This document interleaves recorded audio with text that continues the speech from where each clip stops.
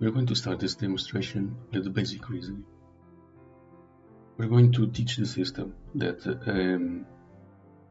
a person is mortal. Then the system is going to learn that a specific individual is a person, allowing it to infer that that specific person is mortal. And we are going to do this in two different ways.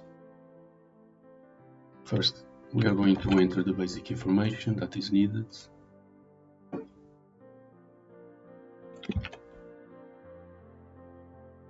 These are basic atomic propositions which we are assuming are true. We have a person. We have this property here that is mortal.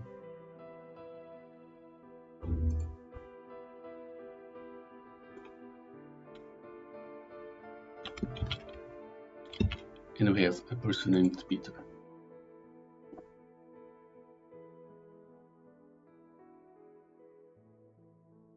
Now we are going to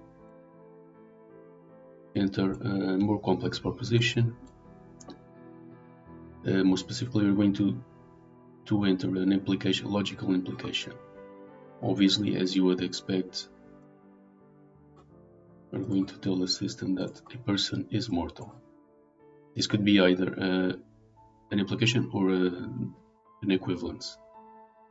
In this case, we are going to use an implication, meaning that if we have a person, we have a mortal entity.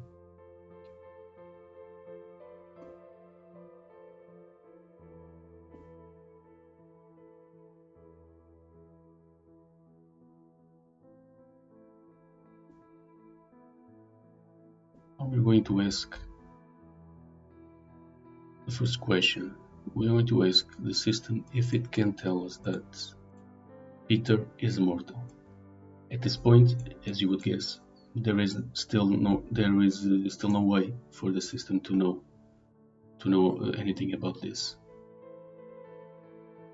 So there's no data here to back this claim. What we need to do is enter the second piece of information that is needed. And this is the part that we are going to do in two flavors. On this first approach, I'm going to do this using the same way, using an implication. I'm going to obviously teach the system that Peter is a person. This is the second implication being added here.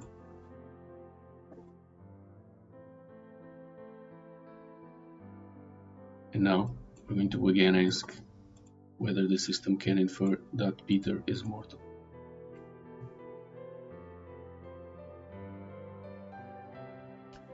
There is an answer. It gives us the answer. The reasoning used is here on the right hand side. You can see it's not a straightforward answer. There were two pieces of data that were logically connected to achieve this conclusion. Firstly, that and there is no specific order between those. Otherwise, there would be a numbered sphere. But you can see that the conclusion we are looking for is this proposition here, P1, which is here. The system arrived at this conclusion by relating these two pieces of information. Firstly, the system had already learned that there is a person named Peter, there is someone named Peter who is a person, and a person is mortal. Therefore, the system could back the claim that this specific person is mortal. This is a very simple reasoning, but it's important to show this because it's the most basic form of reasoning. In any event, what happens here also happens, the system does the same at any scale. What I mean by this is that if there were like 10 propositions, a chain of 10 propositions or implications needed to arrive at this conclusion, starting from this assumption here, then the system would give us that chain of implications. And it works at any scale.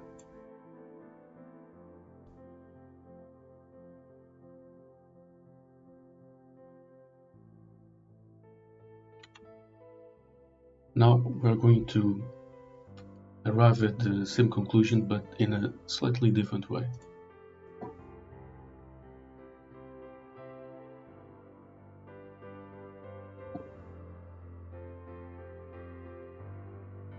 We already have these facts here. The system already learned that the person is mortal.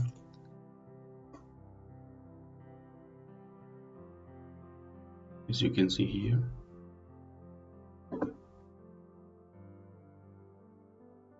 But still, there is no information about whether Peter is mortal or not. This is the last piece of information we're going to add in a different way, and you'll understand better why this is relevant for a more general case, despite the simplicity of this example here. We're going to do a relationship between concepts. What we're going to do is we are going to say that Peter is a person in a different way by relating these two concepts here.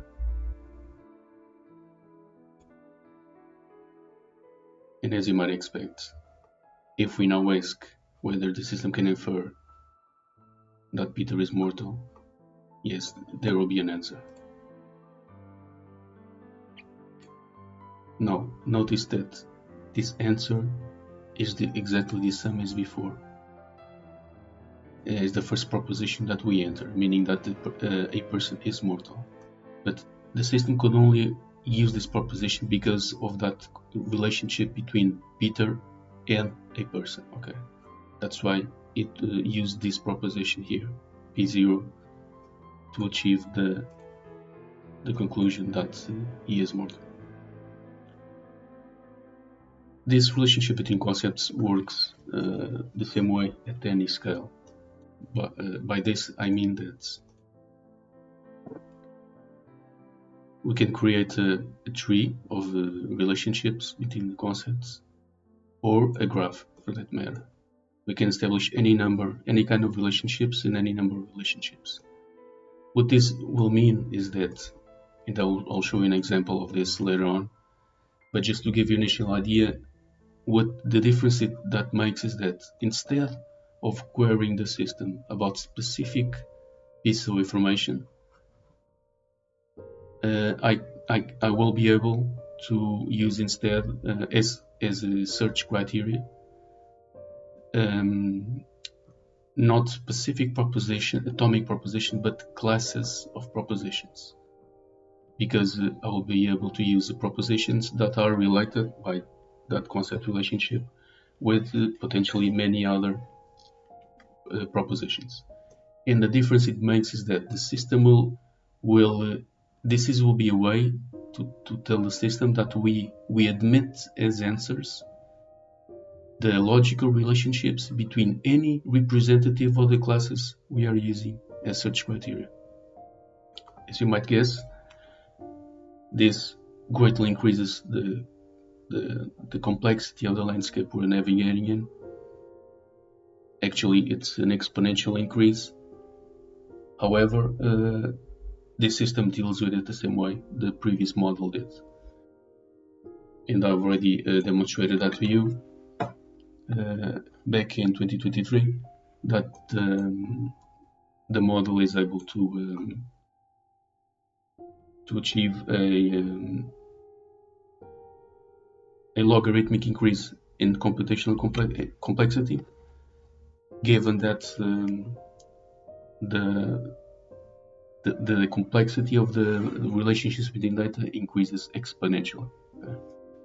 That was already demonstrated, but this is just to give you an idea of the importance of this concept relationship. This was just a simple example, and as you can see, we can do basic reasoning in these two fashions.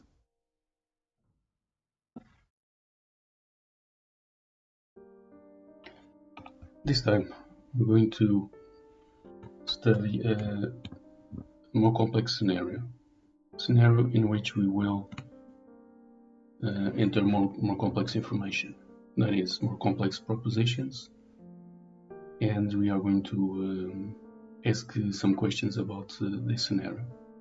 The scenario entails the following. I've already entered here some pieces of information. The basic, the atomic propositions, stating facts about weekdays, hours, and about these three people here. This scenario involves these three people. We have a piano student, which is Alfred, and we have two piano teachers, Marta and Peter. And what we are going to do is we are going to set up the scenario. We're going to teach the system information about these people, and then we're going to ask questions about it.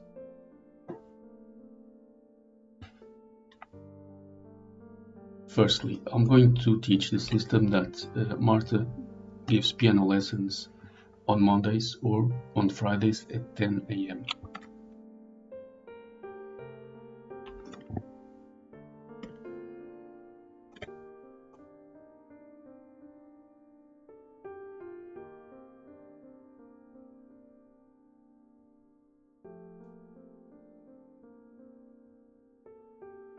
As you see, this is a more complex proposition. Basically, we are stating that if it's a Monday or a Friday at 10 a.m., then Marta will be giving piano lessons for sure. This is an application. We could also enter a equivalence, a reciprocal implication. But for the purpose of this demo, we're going only to use the implications. Basically, the equivalences would work as double implications. You could arrive at conclusions on either side of these propositions. Now we already have the information, although it's not showing here. Here we are only looking at the atomic propositions, but we already entered the first piece of information, is that Marta gives piano lessons on Mondays or Fridays at 10 a.m. Next, we're going to tell that Alfred is taking piano lessons either with Marta or with Peter. This is to establish the relationship between who teaches who.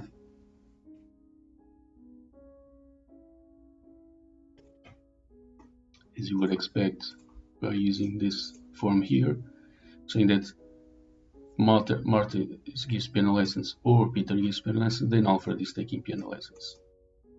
Of course, in reality, this is a simplification of the reality that we know, the day-to-day reality, but this is a simple demonstration of concepts.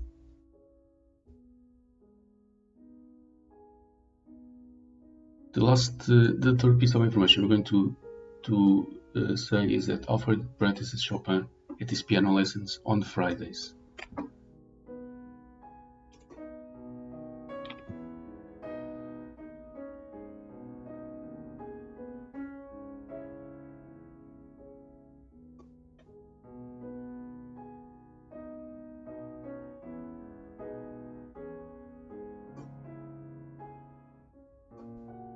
So if it's a Friday and Alfred's taking piano lessons, he's practicing Chopin for sure. That's what the system is going to learn this time.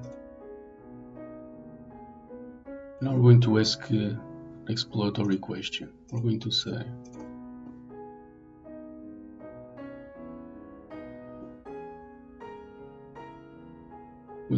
whether Alfred is taking piano lessons on a Sunday.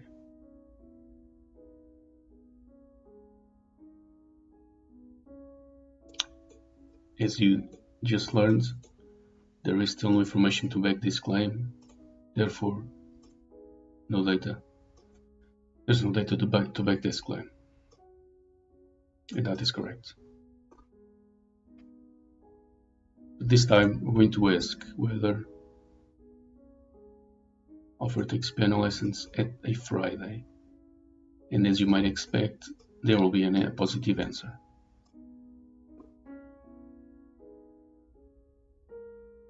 Here it is, the answer, and it's not as straightforward as it could be, because we didn't teach the system this specific information. We didn't tell the system that Alfred takes piano lessons on Fridays. But what we told the system, in what it used in its reasoning here, as it is explaining, is that given that the system already knew that, given that it's a Friday at 10 a.m., then Martha is giving piano lessons. And since Martha gives piano lessons to Alfred, the system is allowed to infer that, yes, if Martha gives piano lessons Fridays at 10 a.m. and Martha gives piano lessons to Alfred, then yes, it's a correct answer. Alfred, the system can infer, as far as it knows at this point, that Alfred is taking piano lessons on Fridays. What you see here works at any scale. There could be any number of propositions here related in this reasoning, an arbitrarily complex chain of reasoning, as long as it would provide us the most simple relationship between the criteria that we entered here on either side of this query.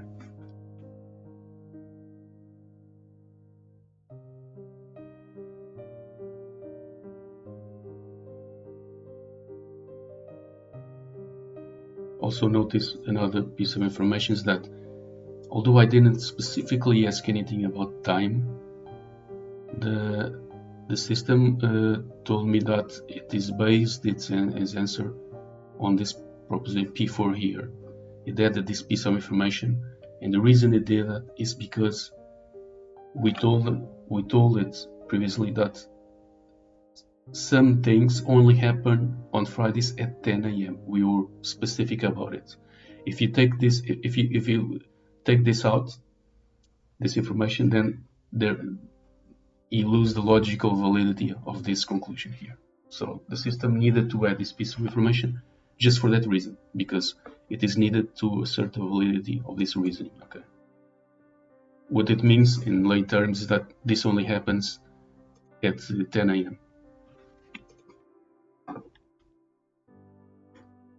Now we're going to ask whether Alfred practices Chopin with Peter.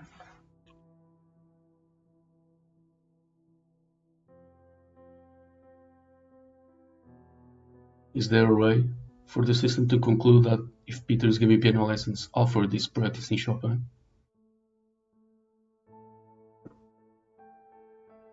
Again, the answer is affirmative. The system can conclude that, and it will tell us in what circumstances this is a logical, a valid conclusion.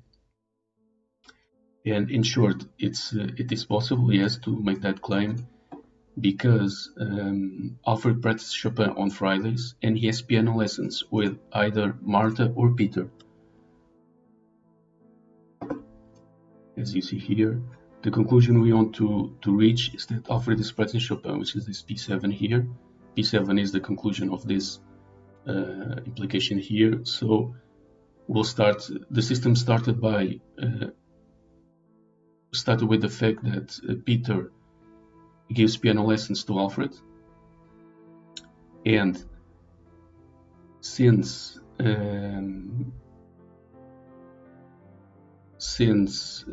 Alfred takes piano lessons, and assuming it is a Friday, then yes, Alfred is practicing Chopin. Again, this piece of information is important. I didn't ask anything about weekdays, but the system is telling me that it can only make this claim assuming it is a Friday. Okay, so it is going to give us the rationale, the conditions in which this reasoning, this conclusion, we can draw this conclusion, and that is relevant for us to know.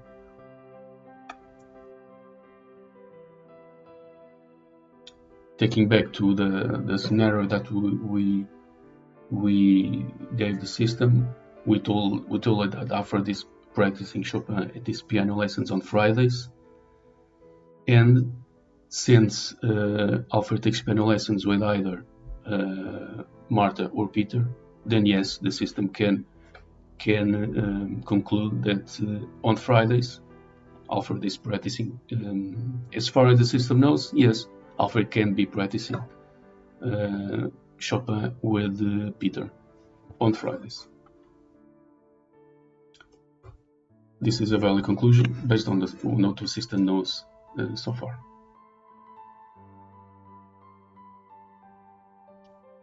Let's ask a slightly more complex question. Let's ask whether Alfred practices Chopin with Peter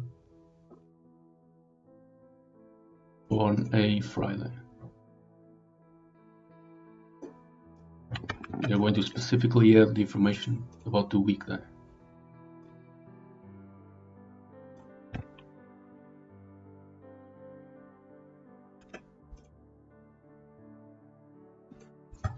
This means here, what this means here is that we are going to ask the system whether it can arrive at this conclusion based on these assumptions here. These assumptions are not necessarily related. We're not specifying the logical relationship between these assumptions. What the system is going to do, by telling this, we are providing the context for the system's reasoning. It means that the way the system will use this information in its reasoning is uniquely determined by the information that was previously given to the system.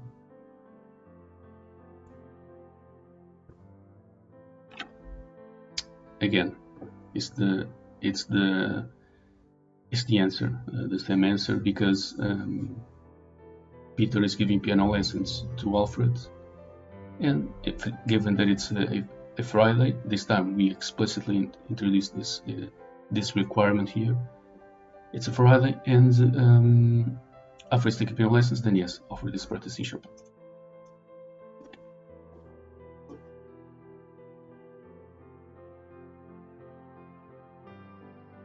Now, I'm going to show you an application of the concept relationships, which is more fitting for the purpose, and you will understand better why this is relevant, and at what scale this changes the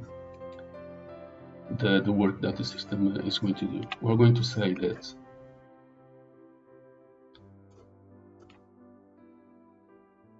first, I'm going to teach that the system that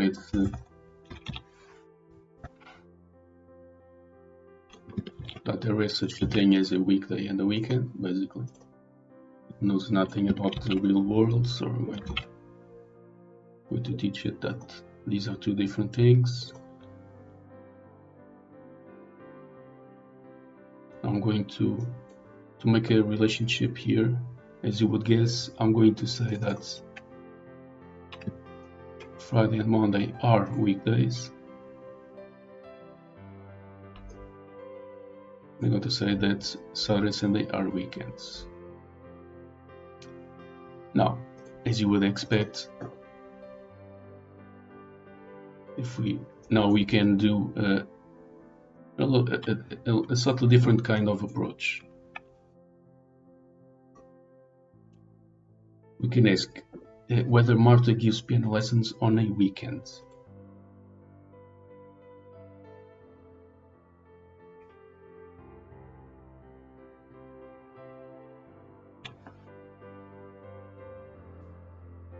There's no data to back this claim. Indeed, that's true, because the only information we gave about Marta's schedule is that she gives piano lessons on Mondays or on Fridays at 10 a.m.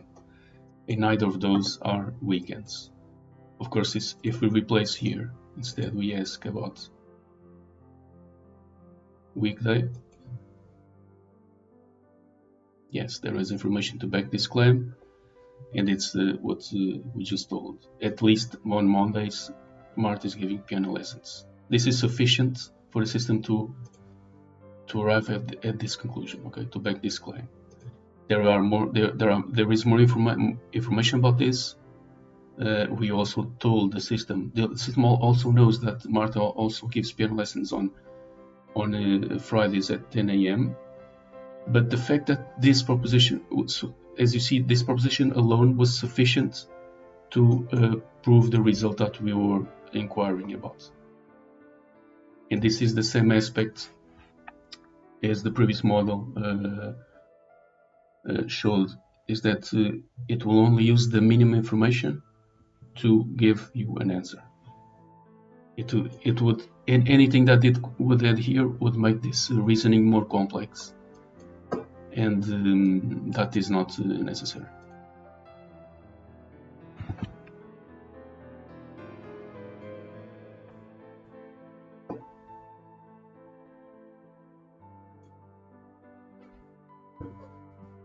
To close this demonstration, I'm going to show you the system operating at a different scale. The purpose of this is not to demonstrate the performance capabilities of this model, because that was already done in the previous model back in 2023. Because of that, I already showed you that this system is resilient against an exponential increase in complexity of the landscape is navigating. It will give you an answer in a logarithmic time frame, regardless of the amount of information that is in the database and the complexity of the relationships between the data. Of course, this depends also on your computing capabilities, but this feature is inherited from the previous version and hasn't changed at all, meaning that the system works in a parallel fashion. The more threads there are available to do the work, the more threads the system will allocate to do its work. Meaning that if you are using a 10-core processor CPU, you'll get results faster than with a single-core CPU, for instance. So what I'm going to do is I'm going to import a randomly generated set of statements, random statements. They are 50 statements, and each of them is highly complex statements, not the ones we have been using so far, but much more complicated. Each statement relates a large number of propositions using different logical connectors. So we already should have a list of facts here, quite a number of them. These are atomic propositions only. I know that the system already learned the information that was in that file, that random information. And now we're just doing a pretty much random criteria search. I'm just going to pick a number of propositions as assumptions.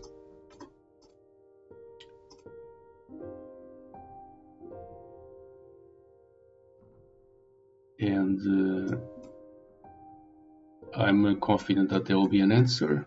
That is, the system will find relationships between these assumptions and the logical conclusions, which I'll be entering right away, because the data is highly connected. So there is a very strong chance that there is a logical relationship between these assumptions and these conclusions here. So let's take a look.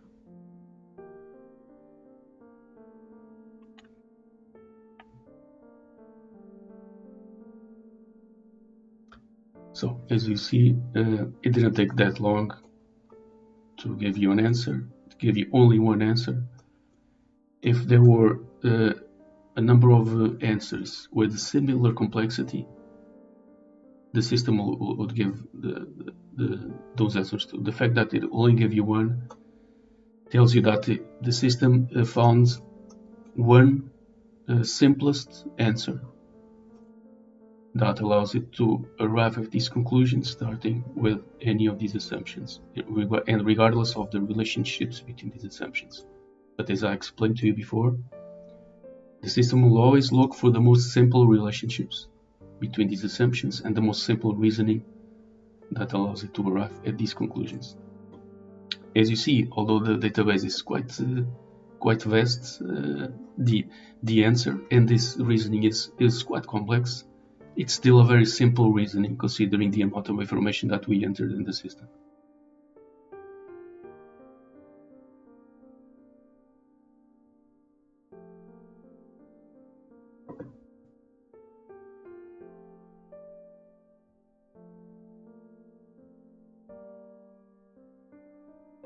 If we look at this at the right hand side,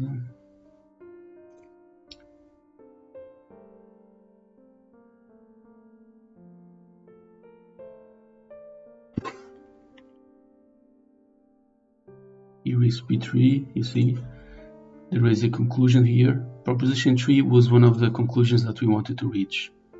Here it is, P3, and the other conclusion should be also somewhere here after these therefore clauses. So this means that because due to the complexity of the relationships, the system derived a number of intermediate results, which in turn used, for instance, this proposition 53 here is, I didn't ask it to arrive at this conclusion, but it's using this P53 here because it is an intermediate result needed to arrive at these conclusions. Okay. In the previous examples, the previous scenario, we didn't get to this complexity, but this is a way to show you that the system does that. It will use intermediate results to prove the final results that you are asking about. And this is the reason that allowed it to arrive at those conclusions. And as you see, there are different chains of reasoning here. They are interconnected. They all form a coherent, a logical answer. And they can be arbitrarily complex, you see.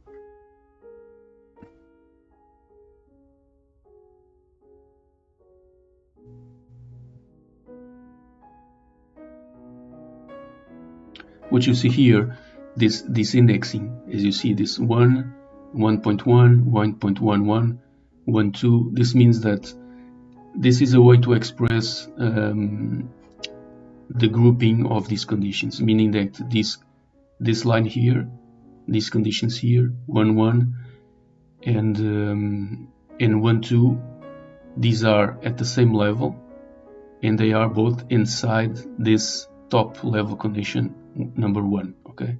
Meaning that condition number 1, you have this proposition and this and this, and this whole proposition 1.1 and this 1.2. 1.1 is another subgroup inside, which is only one proposition, but I know, because I designed the system, that if it considered it as a subgroup, it's because this is related to other propositions in the database, but actually they were not used here because as I explained to you before, those other propositions in this group were not needed to prove this result, okay? But these were because they are connected to using the AND operator, okay? So if you took any of these here, the whole answer will lose its logical validity. A final note about this is that, so as you see, there is a chain of reasoning here. Actually, and as I told you, the system works in parallel. The system made these pieces of reasoning here pretty much at the same time. It then just, because it does this at the same time, a large number of these things at the same time is analyzing them, and at the same time it is relating them together. Okay. So this is why in such a complex database, the system was able to quickly arrive at an answer for the question that we asked about. Again, if we use here, I'm using just atomic propositions, but as I explained to you before, I could increase exponentially complexity of this landscape by using instead replacing some of these with what I can call abstract propositions or classes of propositions, because I would then telling the system that it could replace those classes with any of its representatives in any combination, and it would still work the same way. It would give you the most simple answer using any of the allowed representatives of those classes. For example, if you were querying the system about weekdays or weekends, it would choose a specific weekday or weekend for its answer, as long as it made it simple, more simple than the other alternatives. A final note here, you have the description. I made in the reasoning, in this right hand side, there is only the IDs of the propositions, so as to not make this very complicated to understand.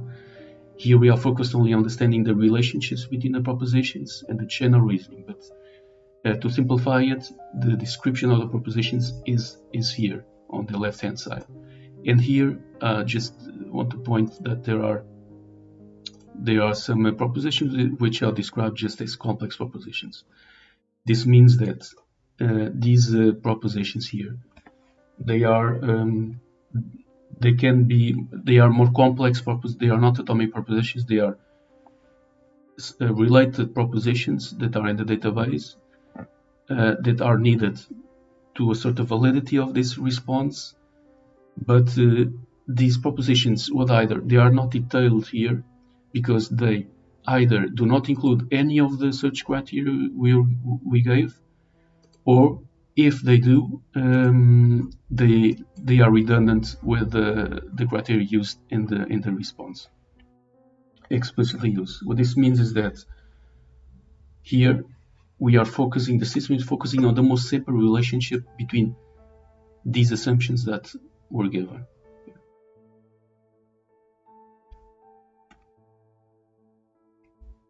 And the information contained here would make this relationship more complex. Hence, it was not a criteria for the system to select this specific answer to the question that we asked. Of course, this means a difference between in the concept of the of the complexity of a response relative to the previous model. The previous model,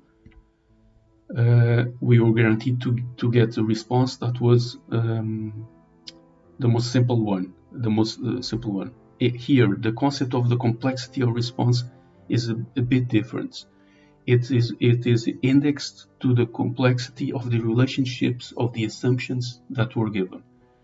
It doesn't mean necessarily that the complexity of this solution that the system presented you, including these complex propositions, is minimal. What it means is that the complexity of the relationships of these assumptions, between the assumptions, is minimal. Okay.